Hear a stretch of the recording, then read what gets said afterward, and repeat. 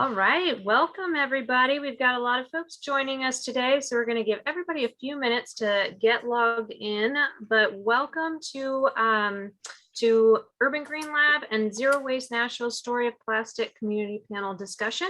My name is Jen Harmon. I'm with the Zero Waste Nashville team with Metro Water Services, and we're going to get started here in just a second. So everybody get comfortable, get your lunch. Get ready to learn from some wonderful experts here about the story of plastic, and we'll give everybody just another minute to get logged in.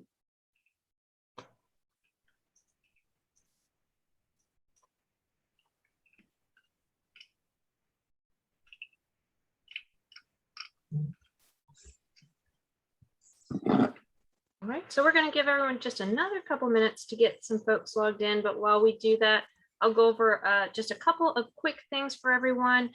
So this is the story of plastic community panel discussion. We're going to have about 45 minutes of discussion from our experts that will be introduced here in just a moment.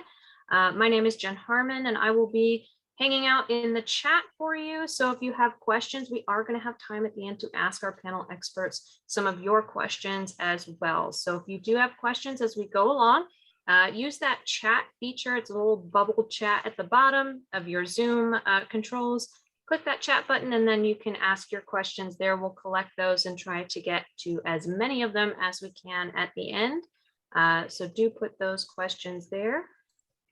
And I know we've got a lot to get through today, so we are 2 minutes in and we're going to go ahead and get started. So again, my name is Jen Harmon. I'm with the Zero Waste Nashville team here with Metro Water Services, and I am excited to be part of our story of plastic community panel discussion that is hosted by Urban Green Lab. We appreciate their help and push of this program to learn more about plastic pollution and its impact on our environment and our community. And so today I am going to turn it over to your host, Rachel Musetti. She is our Zero Waste and Recycling Program Coordinator here at with the Zero Waste team, and she has organized this panel for all of you. So I'm going to turn it over to her. Rachel. Thanks, Jen. And good afternoon, everyone. Welcome. Happy America Recycles Day. Like Jen said, thanks for joining us in Urban Green Lab for our community panel discussion. We hope you've had the opportunity to view the documentary in advance, but if not, don't worry. The link you received when you signed up is good for all month. So you can watch it again over your holiday break. You can show it to your family members, your cousins. You can watch it as many times as you would like, really get that conversation started. So before we get started with our webinar today, like Jen said, please do use the chat to ask any questions. We will save time at the end for your community questions. We want you all to be able to interact with our awesome team of experts here. We want to make this as engaging as possible. But your mics have been muted, so instead of raising a hand, please do just drop it in the chat. All right. So today we're lucky enough to be joined by community experts in environmental justice, plastic pollution, and waste. And they're going to help us draw connections between the themes we saw in the film and our own Nashville backyard. So let's go ahead and meet our panelists. Our first panelist is Joe Chapman. Joe is the current streams coordinator at the Cumberland River Compact, where he gathers community support for CRC's volunteer events, such as stream cleanups, rain garden maintenance, depave projects, and tree plantings. During undergrad, Joe actually led Take Back the Tap, a campaign to ban plastic bottles on campus. Very exciting. Our next panelist is Christina Langone. She serves as a Sustainability Education Manager with Urban Green Lab, where she leads sustainable classrooms and students in sustainability programs. She's originally from Massachusetts, and she's a proud first-generation college student who understands the importance of education and following your own path towards sustainable living. Our next panelist is Dr. David Paget. He's an associate professor of geography and the director of the Geographic and Information Services Laboratory at Tennessee State University. In 2000, he founded the TSU Geographic Information Sciences Laboratory and has spent over 2 decades as the lab's director, where he and his many undergraduate research assistants provide technical assistance to geoscience and geographic information systems, or GIS, to environmental justice communities throughout the United States. And finally, we have Sharon Smith joining us today. She's worked in the waste management industry for over 26 years, including 20 years right here at Metro Government in our waste services. So as a special project manager, she oversees all solid waste planning, including the development and implementation of Nashville's long-term zero waste master plan. So we have a great group joining us today. Hope you're as excited as I am. And we're going to go ahead and jump right in. So our first question for all of y'all, and just feel free to kind of, make this as engaging and as pretending we're in person as possible. So go ahead and just popcorn in whenever you have a thought you want to share. But my first question for y'all is, the story of plastic highlights the experiences of many Asian communities struggling to deal with plastic pollution. Were there any connections you made between their experiences and issues that we see here in Nashville locally? Well, I can I start think with that, that one. Oh, go ahead. oh, Go ahead. no, go ahead, Joe. Yeah, that was one of the moments in the film that I did see a lot of similarities with a lot of streams around Nashville. Right in the beginning, you see all those bags on the side of the riverbanks. It's not quite that packed, but there are a lot of streams like Mill Creek is one that comes to mind. 7 Mile Creek as well. Those two specifically have a lot of that same feel. All along, I mean, miles and miles down. It has a lot to do with the development on the river. On Old Hickory in Nolensville, there's that Walmart, all those parking lots, road goes right over. And when it rains, water wants to go to the lowest point, and that's always a creek. So everything it picks up, including plastic bags and other pollutants, it's going to carry it right into the river. And especially after a flood, the river, gets really high, and then when it lowers, all that garbage is going to catch on each side. So there's some, I think, Whitsett Park. There's trash that we can't really access, without the ladders. Well, it should be hard to put ladders in the creek. So yeah, and that was definitely a moment that I saw similarities for sure. Well, and I'd just like to add on to what Joe said, because some of the, we had a flood last year, or I guess it was this year. And, a lot of that litter that people dump on the side of the road got washed in. But I had the advantage, I guess, or experience of growing up overseas and, seeing people sift through trash just to get something valuable to sell. When you look at watch the documentary and you see people sorting through stuff that has English, that is American branded products, it is particularly disturbing to think that, even here in Nashville, we throw stuff on the side of the road that ends up in the streams. And then on the other side, stuff that we use gets shipped overseas to other countries where they then have to deal with it. It is probably one of the most disturbing things in the documentary to me, is watching people and children sifting through garbage that came from countries like ours. Yeah, I guess one of the, the magnitude of the issue is so much greater in those Asian countries. It's hard to compare to anything here, except the difficulty in just the recycling process itself, and just how, even though at that scale people were just using their hands and picking stuff out, and it was just horrible. But here, with our,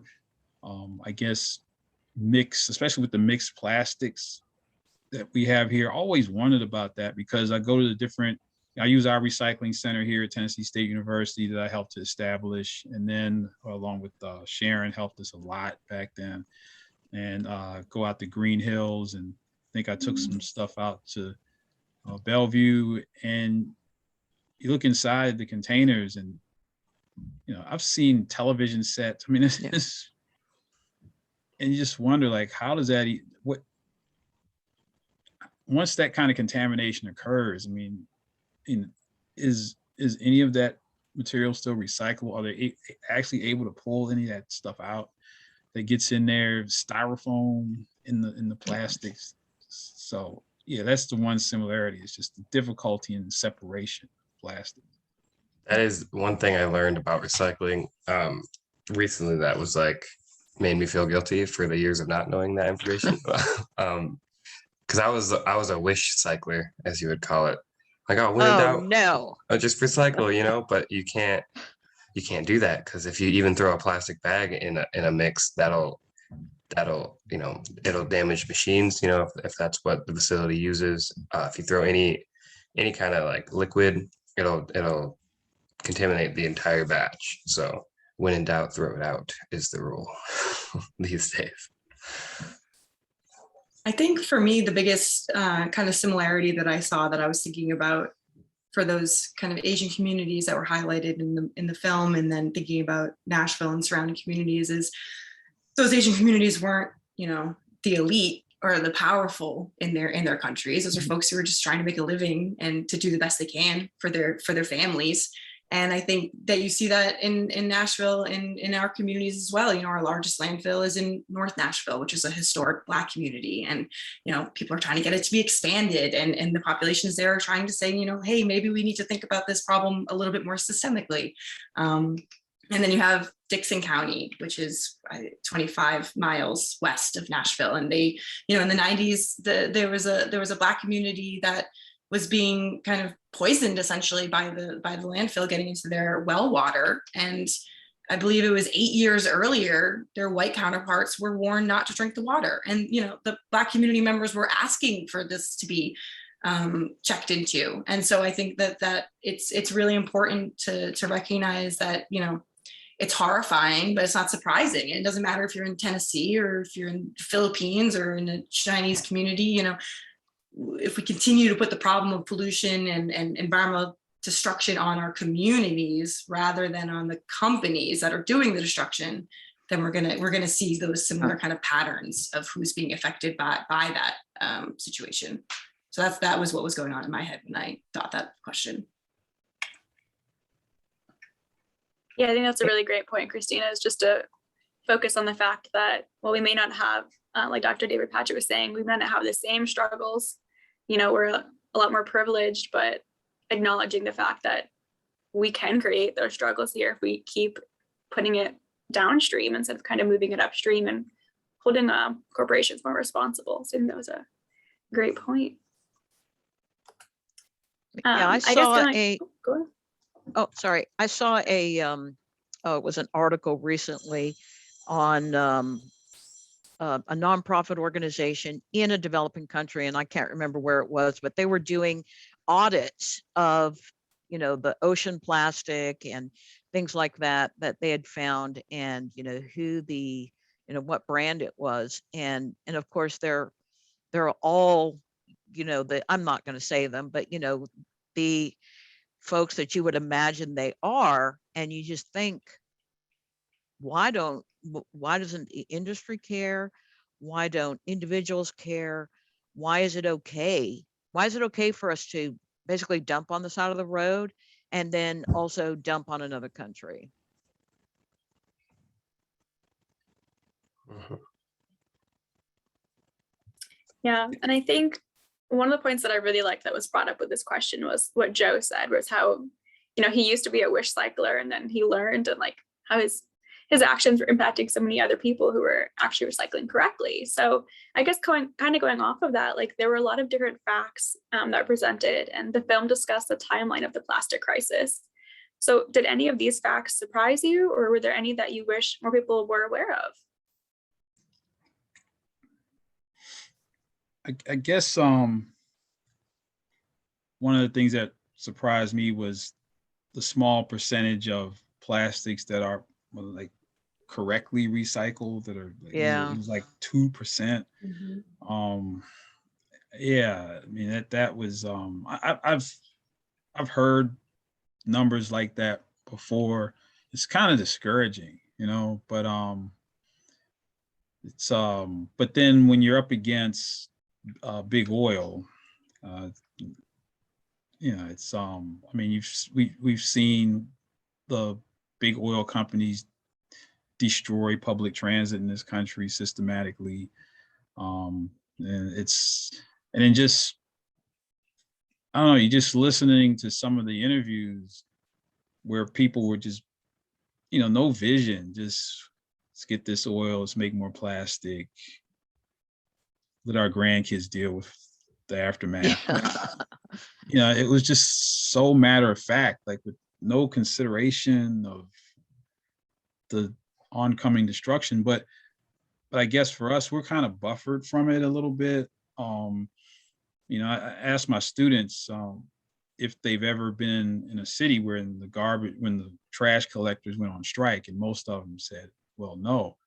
And you get a real appreciation after a couple of weeks when that trash starts literally piling up, and you've got, rats doing valet service in front of your house and roaches doing electric slide. Then you'll pay these sanitation workers anything to come get it. Yeah. But until people are just faced with it, it's like almost like out of sight, out of mind, literally.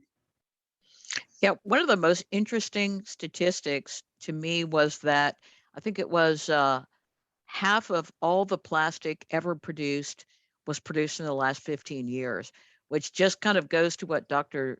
Paget was saying. It's just escalating and nobody seems to realize or care. So if half of it was in the last 15 years and it increases exponentially, in the next 5 years, potentially, or 7 years, we could be doubling again. And it's one of those things that, like, on one hand, you think of, oh, it's just like a plastic bottle or it's a plastic bag. But the sheer volume of that material with really, truly no real way to recycle most of it, and you just start envisioning all of that piling up, and not even just piling up in the United States, but piling up around the world, it does start to get a little concerning, and it does start to explain, why do we have so much plastic in the ocean? Why are we drinking plastic? Why are we eating plastic? And that was the other kind of scary thing in there, was talking about how much plastic we're actually ingesting. And we don't even know it, because it's just like part of what we use, what we see, what we eat, what we drink. It's everywhere. Yeah, Sharon, that was definitely the first comment that you made about the 15 years and the half of the plastic kind of coming in those last 15 years.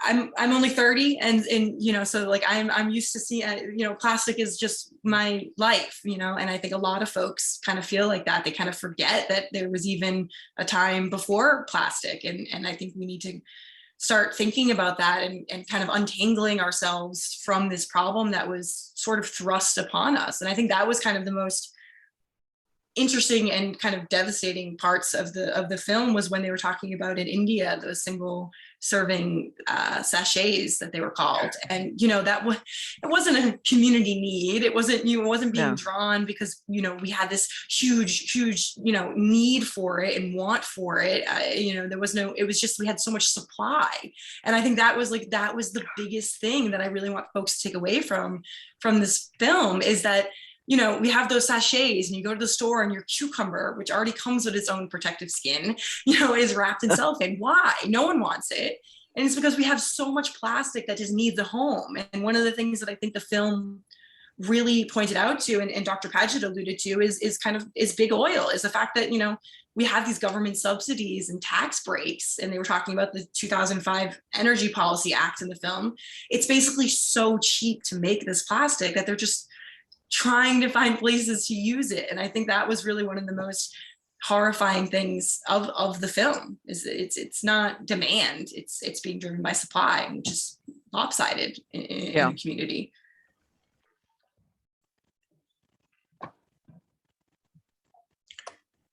Yeah, I would say that's what surprised me a lot too, Christina, is when they showed like, oh, there was a Head and Shoulders. So like, oh, this is for America. It's a big bottle, recycled plastic, and then the tiny little packet, single serving for India, I believe. And it's like, I had no idea that they, when there's not regulation, I guess corporations will cut all the corners they can. So it is important that we regulate these industries as strictly as we can, especially with the harm that they're doing. Yeah. And it's not even so much, obviously it's putting regulations and rules in place, but it's also just removing the incentives to like Mhm. keep Yeah. using this oil and to keep turning it into plastic, you know, especially as we move away, you know, transition from fossil fuels in our energy source. Like there, the film basically is like, oh, it's going to go all towards plastic, which goes to Sharon saying, you know, it's going to exponentially increase. And if we're not talking about that, if people don't know that, then it's not even going to change. I think it's horrifying. Yeah, I think one of my favorite quotes from the film was that when they were in Indonesia, they were talking about how there's no way you can manage this waste because it isn't meant to be managed. I think that's what y'all are alluding to here, is that there are just so many, like, we have aspirations, and like Joe said, like, we can recycle what we want. We can hope it gets recycled, but, you know, I think it's either Sharon or Dr. Paget who said, like, it's like 2% of 9% that actually gets effectively recycled. Like, it's not a large portion. So knowing all that and like kind of having, you know, those internal battles, like the documentary mentioned several roadblocks that activists have hit regarding the plastic problem and their creative solutions around them. In your guys' roles here as community leaders, have you had any similar experiences? Are there any solutions that you're especially proud of with your organizations or you personally? I don't know that I could say personally, but I'm really excited about what Maine has been doing. And I don't know if anybody's following that, where they passed what's called extended producer responsibility legislation, which means that instead of the producer being responsible for the creation of the product, they're responsible for the cost of the entire life cycle, sort of cradle to grave in the case of most plastic. And what they're doing is they're requiring the manufacturers to be responsible for the cost of the recycling or the disposal of the plastic. And I think it's going to be very interesting to watch and see how that legislation, because it was just passed, you know, this year and the last couple of months. It'll be very interesting to see how Maine handles that and how other states can maybe adopt similar regulations. There was somewhere towards the end of the documentary where one of the commentators said that the only way it stops is when they lose their subsidies and they have to start paying. And I think that's just natural. If you're getting something or you're doing something and there's no extra cost to you, you make it, you sell it, you've made your money and you're done. It's totally different than being responsible for the entire life cycle of a product.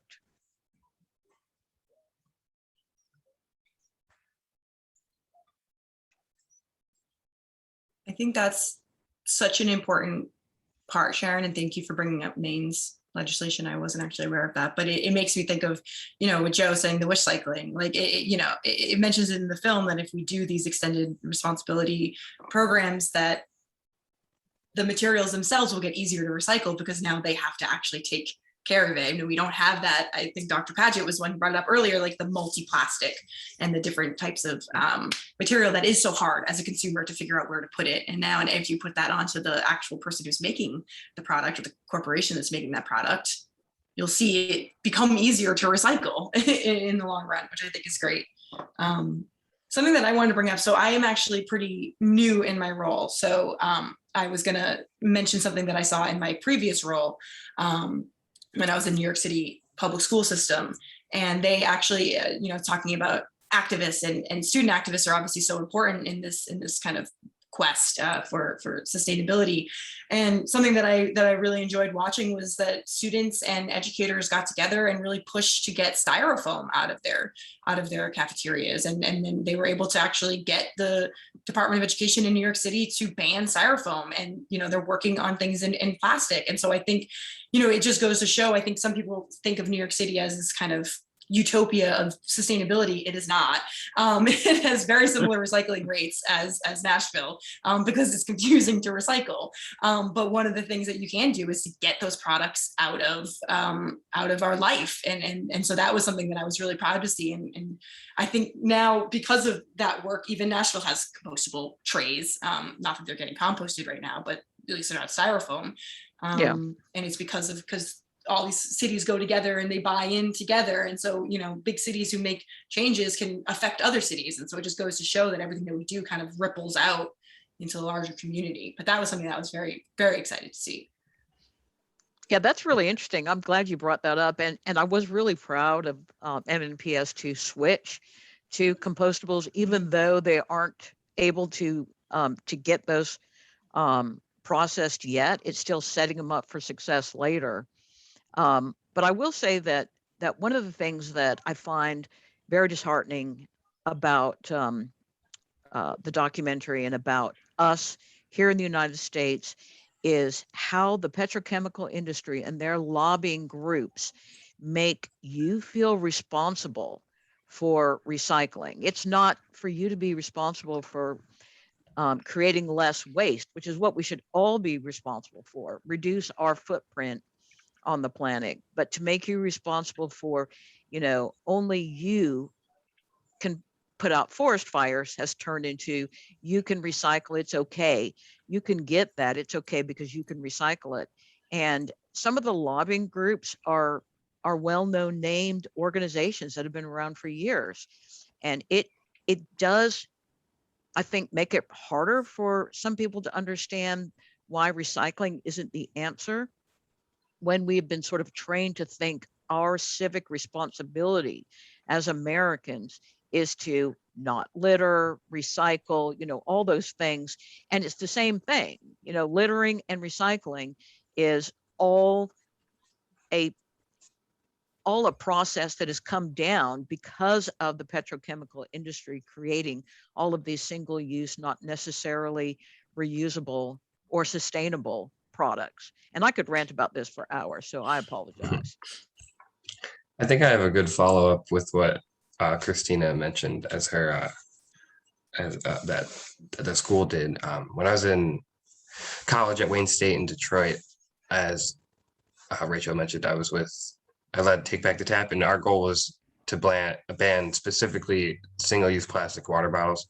Such a big problem. It's easier to focus on one specific goal. Yeah, throughout that time, we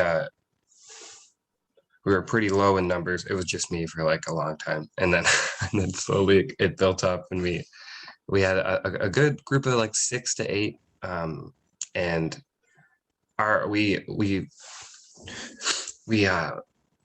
petitioned and get people to sign, and try to hand out reusable bottles, and one of the things we always talked about specifically was how like recycling is the last line of defense in the triangle of reduce, reuse, recycle. So we pushed to just reduce, plastic. Don't buy water bottles. Use our refill stations. We advocated for getting more installed on campus. But that all being said, it is not our responsibility, and it's very, very hard to avoid plastic. But it gets people thinking of the problem and and how large it is.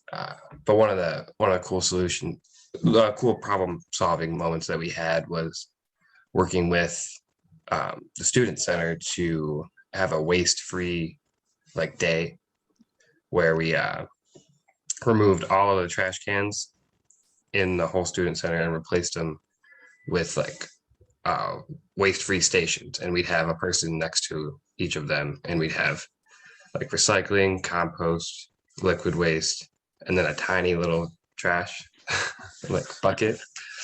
And we would teach people all right, compost goes here, and then this is here. And then we worked with the food vendors to remove plastic as much as they could. And our diversion rate was up.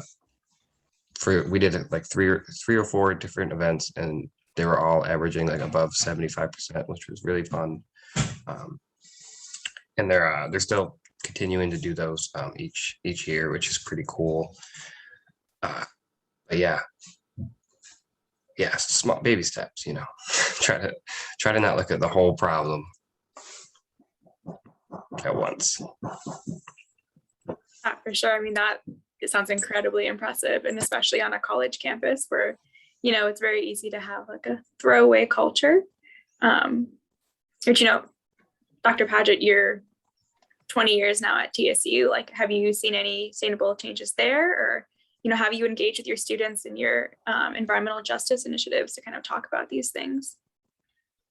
Yeah, well, as I mentioned before, I think it was, I guess it must have been 2003. I read an article by Dr. Paul Mahai called African Americans, Myths About the Environment, basically dispelling the myth that African Americans didn't care about the environment.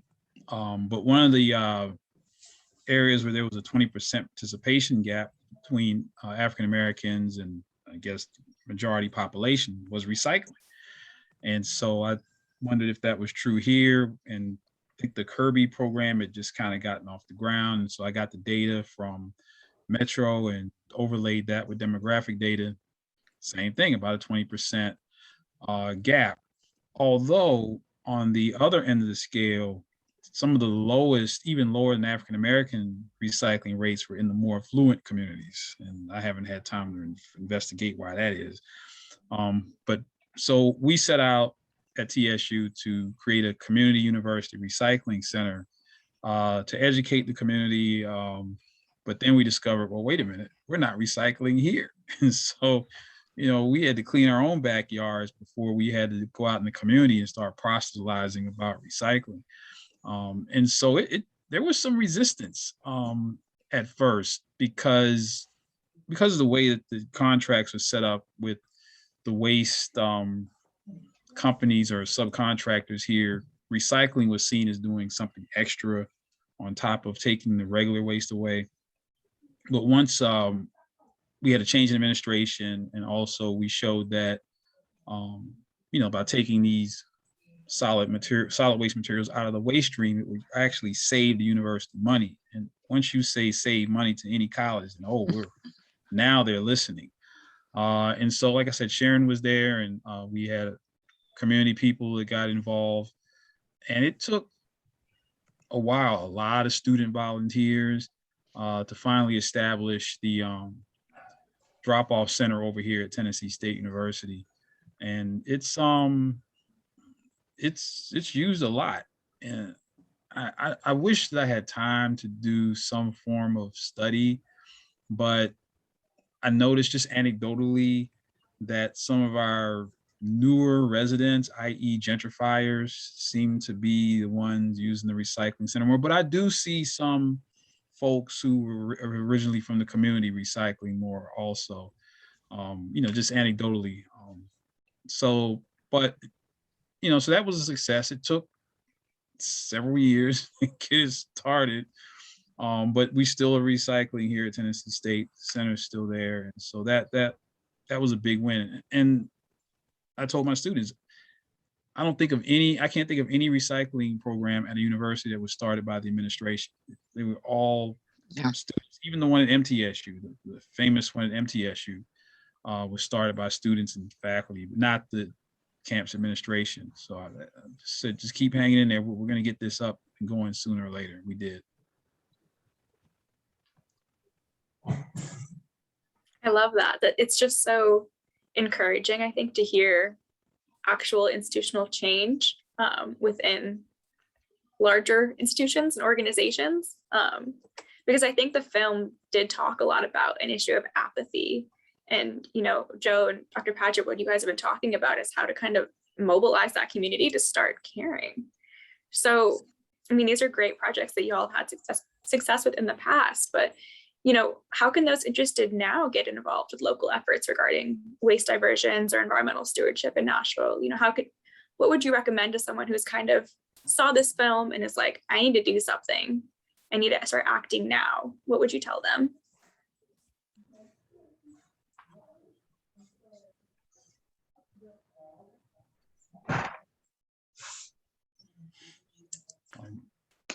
I think just to jump in, I'm not sure if we were that was directed at all of us or to specifically Dr. Padgett and Joe. But basically, I think, I don't think it's necessarily trying to get folks to care about it. I think a lot of folks already do care about it. I think there's just so many darn competing things on our minds and so many worries that we're already dealing with as humans living in 2021. And it's hard to prioritize something that's really confusing. And so I think there needs to be a lot of research, and something that our organization is doing is, the Environmental Justice Initiative with TSU, and trying to research how do you actually get to specific groups of folks and meet them where they are and make sure that you understand their needs and their, problems and what's going on in their community, and not just saying, this is what you have to do. So I think there needs to be kind of like this individual approach to this very large systematic problem. But really it comes down to your role in the community. Like, what are you good at? Like, there's not really one thing to say, hey, if you care about this, go do this. Like, you might be someone who really likes to be outdoors and maybe you want to do a litter cleanup, or you might be someone who's really artistic and you want to be the one who makes a mural or a sign at a demonstration. It really comes down to what's your passion, what do you believe in, and then how can you slot yourself in to this work, because we really need everyone talking about it, and we can't have this institutional change that we're all advocating for unless we talk about it with other folks and push the dial towards action on a larger scale, I think. Yeah, and I would say to remove some of the buffers. I know years ago, I taught an environmental justice course at Vanderbilt University, not to pick on Vanderbilt, but it is what it is. And I mean, I was preaching to it was like preaching to just the greatest of sinners. I mean, there was people just did not believe, the students, so just weren't buying in at all until I developed something called the Toxic Tour of Nashville. And one of the first stops was the old thermal facility. And so we're standing there, and one of the Vanderbilt students says, "Is this all the trash for a whole year for Nashville?" And the plant operator said, "No, this is half of the trash for one day." And it was just like, what? And the trucks were just rolling in, and the smell was just overpowering. I told the guy, keep talking. Let him get a good whiff. Yeah, so we're kind of sheltered from seeing, our own actions. We went out to the Bordeaux landfill, was still operating back then, and at the end of the class, I had saved some souls. I mean, there were students who said, until we went out there and saw the magnitude of the waste that we produce, as my brother Sizway Herring used to say, or always, he's still around, he says there's no such place as a way, and we throw stuff away and think, oh, it's gone. But that thermal plant, that was a way, and there is a place where this stuff goes. But if more people not only saw films like this, but you have to be up close and personal. And one part of the film that I saw was talking about Houston, and I've had a project in Houston for about a year, but virtually. And I finally got to go to Houston and just see how close those refineries are to people's homes. It's literally across the street. I mean, flaring, and you can just look out of schoolyards, playgrounds. There's no zoning in Houston. But even for me, I was like, wow, this is shocking. I mean, I was already working on the clean air project there, but seeing a film is great, but you got to get people to smell it and to walk through it and to put their hands in it. And then, that's when you'll get people to say, wow, this is a problem. Yeah, I had a similar experience in Detroit, seeing it's called the Detroit Renewable Energy Plant, which is a great name for how awful it is.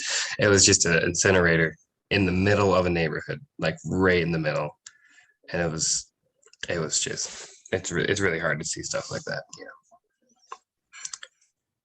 But as far as getting involved in Nashville, I am the volunteer coordinator at the Cumberland River Compact, and we have lots of litter cleanups that y'all are welcome to join. Our last one of the year is this Saturday at Long Hunter, and I'll put the link in the chat if you want to sign up. But next year we are launching a campy cleanup program where we're going to travel like through the Cumberland River Basin once a month to different state parks and perform cleanups as you know as far east as we can get. We also have kayaking cleanups as well. Those are really fun. And then we have normal streamside cleanups where we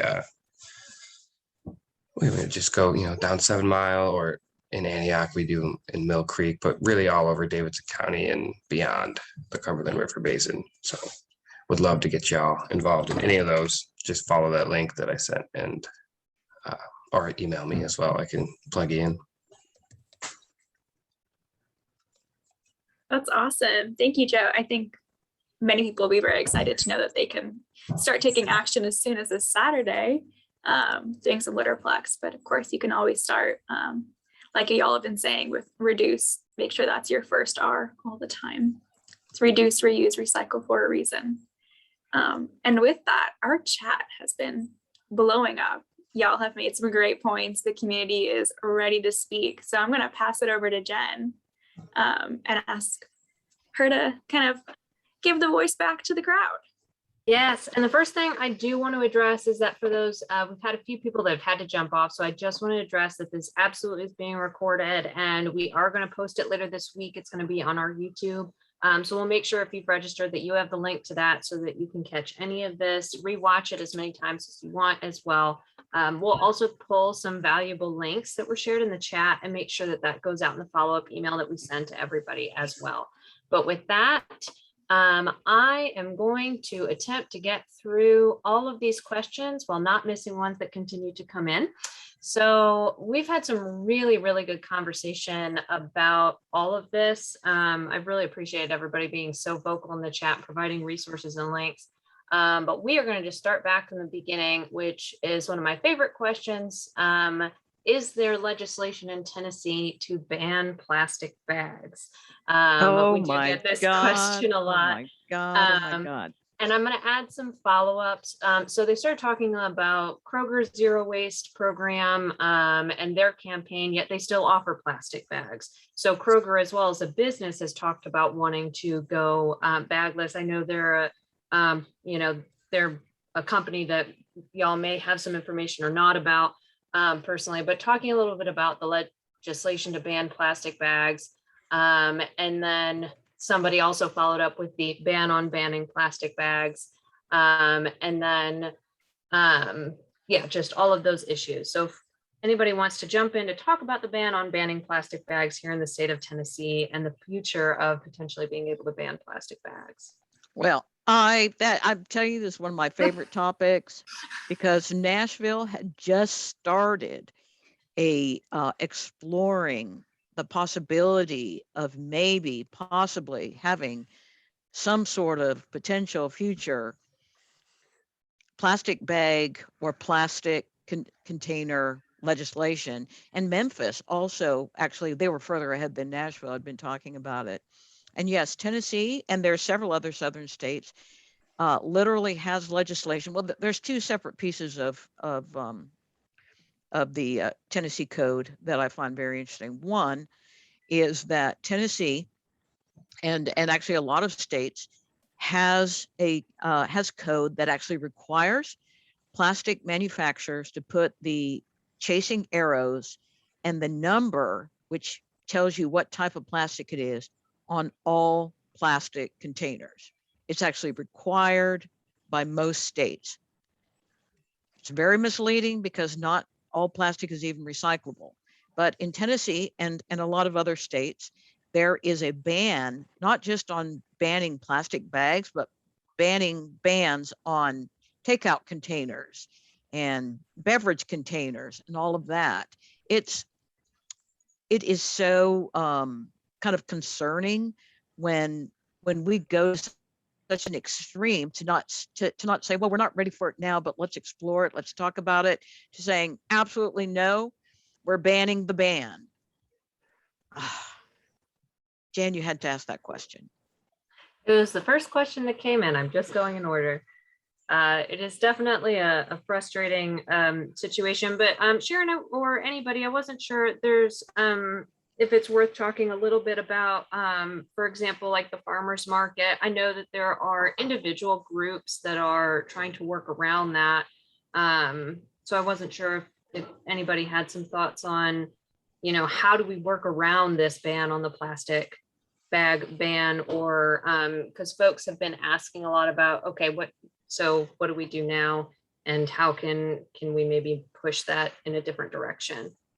Well, one thing that we can do is when you go to a restaurant or you're getting takeout and they give it to you in something sustainable, I sometimes like going up to East Side Banh Mi and getting one of their sandwiches, and it just comes in butcher paper. And I can eat the sandwich, I can compost the paper. And, as you look at, the type of material that you're getting, when you get takeout or when you're buying stuff and you start buying the things that are more sustainable, that allow you to recycle or compost, you'll start to see, and farmers market's a good example. The previous farmers market director was dedicated to eliminating styrofoam, and styrofoam is just one of those things I absolutely hate. And it's the work of the devil, y'all. I'm sorry.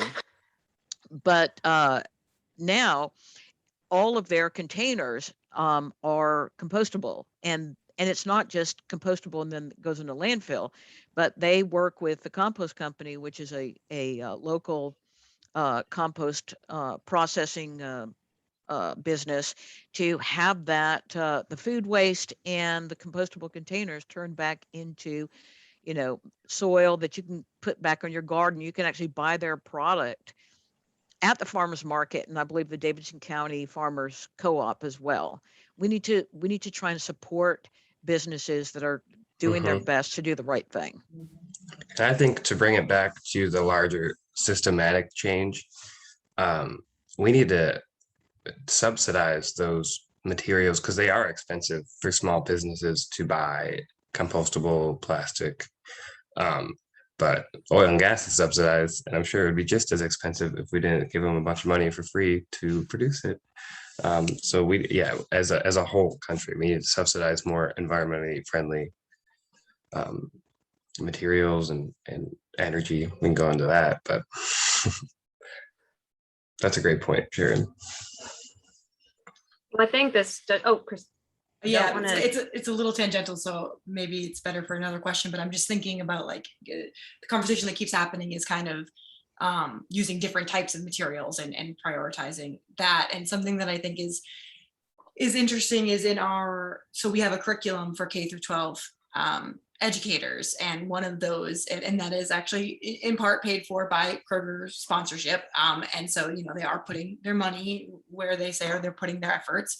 And one of the things that I love about that curriculum is one of the parts is redesign. And so it puts the kind of creative juices back onto the student to think, how can we actually redesign these products? How can we make it so we don't need these bags or these plastic bottles?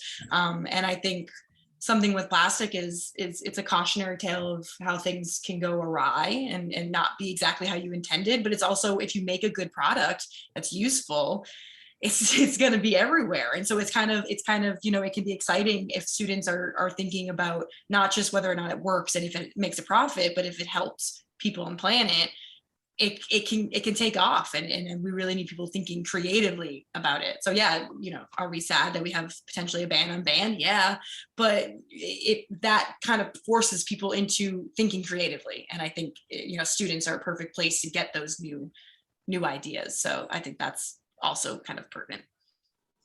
Absolutely. And these two last comments kind of feed into some other follow-ups. All of these questions do kind of run together a little bit, but you mentioned the Kroger program, and I don't know if anybody knows if they still have their goal here to go plastic bag free by 2025. I don't know if anybody, that was a question. I wasn't sure if anybody had some thoughts on that. So.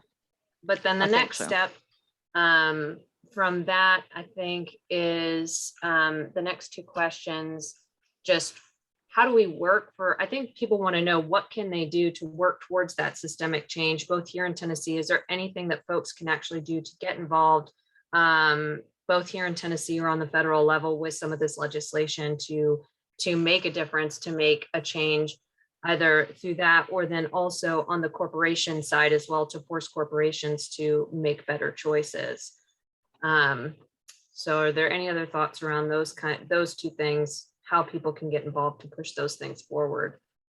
Run for office. You can definitely do that. I believe in all of you. That's the biggest one, I would say. And, vote also. That's very important. Yeah, those are my two. Oh, I completely agree. We have to tell our elected officials what we think. We have to show what we think by what we do and what we buy and what we throw away. And I think it can be as simple as buying better trash, so that you're not buying trash, you're actually buying, creating less waste. Or it could be, going out, creating a website, starting a campaign, tweeting to your friends. It could be so many different things, but the easiest thing is if everybody just tried to produce less waste, given the situation we're in with just so much supply of disposable single-use stuff, just doing our best every day to make better choices. I think that's one of the best things we can do collectively. And I must quote one person from the documentary. It was towards the very end, and he said, and I quote, "The challenge is not with plastics themselves, it's what happens after people use them." We are basically the blame, according to the petrochemical industry, for plastic. So let's be the solution by turning it back around on them and reducing, trying not to get that stuff, and talking to our elected officials, lobbying, whatever it is that takes, banding together, sitting in on panel discussions like this and just educating ourselves so that when we can, we make better choices. Absolutely. So I'm going to switch this now. This is still kind of on the same topic. There's a lot around just legislation. So folks are started to move into the bottle bill. So why not put a deposit on every plastic bottle? Oh wait, there's many questions. Let me scoot back. I would like to know how we can still advocate for a plastic bag ban. We already kind of talked about this, and hold corporations responsible for the packaging they use. We talked about that. How can we implement the bottle bill in Tennessee? So that's a slightly separate topic. What is everyone's thoughts on a bottle bill here in the state? Yes, and then people kind of got into talking about some of those questions about those centers and taking them back and getting money for them. And some folks had some experience with bottle bills in other states. But does anybody have any thoughts about how a bottle bill could potentially work in the state, in answering some of those questions around that type of legislation? Well, we've had bottle bills come up multiple times over the years, many times. And they usually don't succeed because, there's businesses lobbying against it. Well, they have never succeeded to date because of businesses lobbying against it. And, in Tennessee, and I'm going to tell you, I get some of this money too for litter pickup, but the beverage industry in Tennessee gives money to TDOT that then passes out to every county to pick up litter. I love getting that money. In Nashville, the sheriff's office actually gets the grant from TDOT, and Metro Beautification gets the education money. So we do social media, we do volunteer litter cleanup, stuff like that. But it's hard for individuals to fight against the beverage industry and all their money. So and now there is a new group called Tennessee Clean that has started another sort of round with the state on a bottle bill. I think it's worth looking at and seeing if you agree with their approach. But I do want to say bottle bills are right up there with recycling. It's not a panacea. It's just another way of trying to get material out of the waste stream. We still have to make better choices about what we get. And we shouldn't use a bottle bill as a reason to sort of justify, oh, well, we have a bottle bill, so I'll get money back and it will get recycled. You know, we have all of this plastic piling up, and the bottle bill's not going to get it all recycled, unfortunately. They do help reduce litter. They do help increase recycling. But I think that collectively, we need to look at something that is higher, that is focusing more on not getting it in the first place, instead of just like, what do we do now that we have it? I think also, I'm always wary of anything that kind of puts a price on the waste, because then you kind of continue to need that waste to get that revenue or get that, money, kind of like with incineration, waste to energy. Like, people can make that argument, but if you're just constantly trying to get more waste to create that energy or to get that deposit, then it's moot. You're still creating more and more waste, and you're not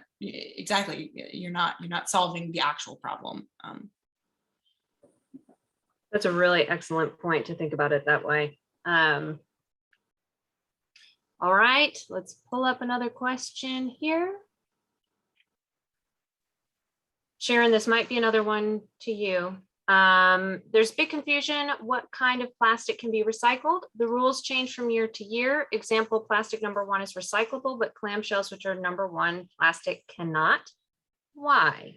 I am going to throw out there that I did share a link in the chat that goes to one of our previous Urban Green Lab and Zero Waste Nashville Sustainable in the City episodes that talk all about plastic bottles here in Nashville and why we don't accept them. So I do encourage you to watch that as well if you really want an in-depth response to this. But if anyone wants to shoot out just kind of a little bit of information as to why we accept some kinds of plastics and others. So in Nashville, and this happened about 2 years ago, we made a strategic decision to only tell you as Nashville residents to put in your recycling containers the stuff that we know is getting recycled. And we had a lot of pushback because people are like, well, why don't you recycle clamshells, for example? Well, we can't recycle. We pick it up, we take it to the industry, and if there's markets, if there are people that can use it, that's when it gets recycled. And the problem you have with things like clamshells, even though they're number 1 plastic, and a plastic bottle, which is also number 1 plastic, is they're made differently. They have different additives. One is actually more flexible than the other, and can be picked up in an optical sorter to get it going the right direction. Just because it is the same, polyethylene, it's made differently, and you can't necessarily recycle it the same way.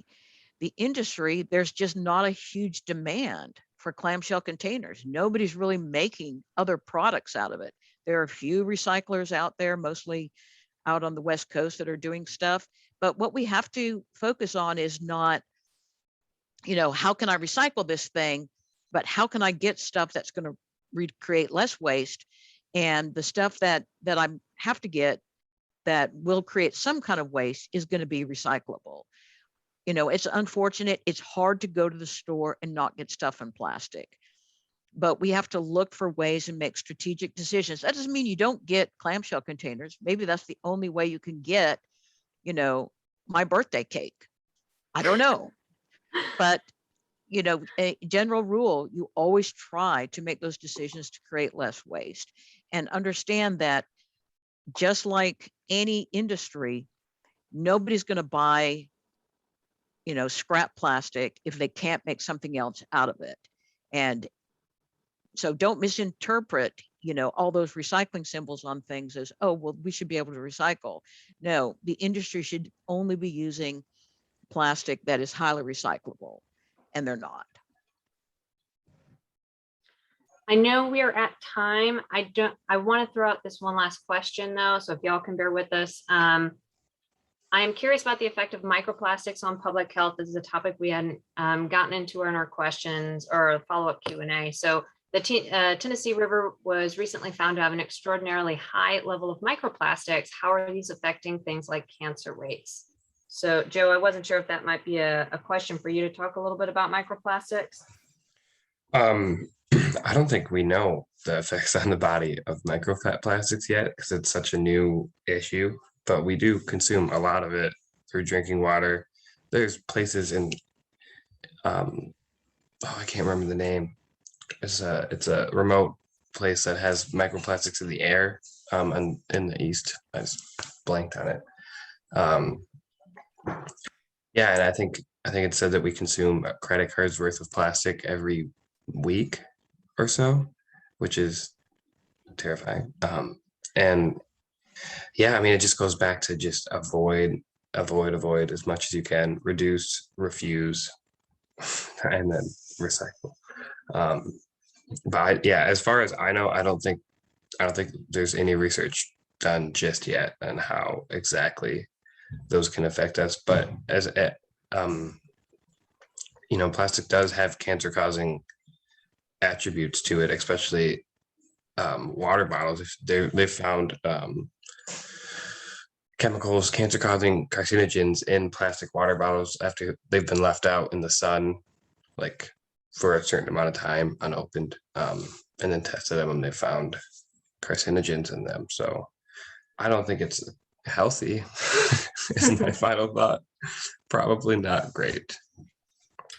Yeah, and I'm sure there's going to be a lot more studies coming out with more concrete information about those impacts as we move into the future. I appreciate y'all sticking with us for one more minute. Rachel, I'm going to turn it over to you to close us out. I know we didn't get to all of your questions. There was a very big debate about aluminum versus plastic that we didn't get to go over, but this has been excellent discussion. And Rachel, I'll turn it back to you. Yeah, so sorry we're a little bit over time, but thank you all so much for joining us, both our panelists, our wonderful community in our chat here, sharing links back and forth. It is America Recycles Day. Make sure you are recycling right here in Nashville. It should not be your first step, reduce, reuse, but make sure when you are getting that recycle stage, you're doing it correctly. So feel free to visit recycle.nashville.gov. To look at our waste wizard here on our Nashville Waste and Recycling app if you have any questions on how to properly recycle here in Nashville. And again, your link is good for the rest of the month. I hope you share it. I hope you feel empowered to make a difference. Like Joe said, you can get involved this weekend with Cumberland River Compact. And thank you all so much for joining. All right, Thanks have a good one, very much, Rachel. everyone. Bye.